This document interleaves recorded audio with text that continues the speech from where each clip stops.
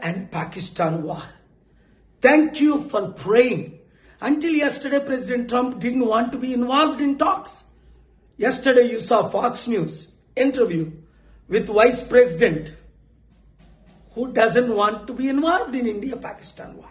That's wrong. I met with both sides, Republicans and Democrats. I have been in touch with Pakistani leaders and our Indian leaders. Peace is possible. Now some good news, but please pray this to continue and war should be stopped immediately. నిన్నటి వరకు president Trump India Pakistan విషయంలో మేము ఉండవని Marco Rubio అనడం మీరు విన్నారు, secretary of state.